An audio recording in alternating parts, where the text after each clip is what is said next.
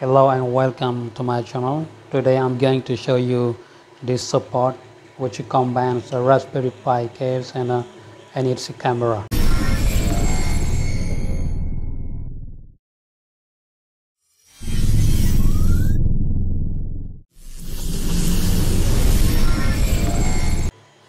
Here you have the Raspberry Pi and in its case, and here you have the camera in its case mounted on this rod.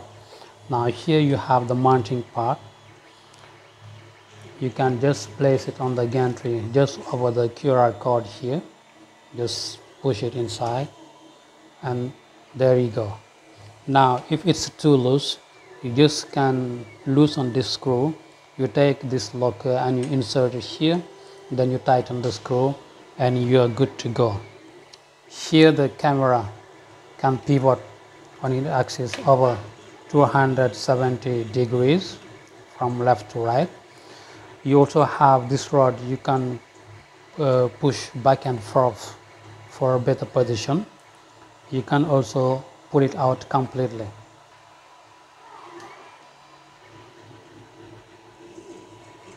So here it is, very simple, and it's also very easy to mount, very simple, just like this.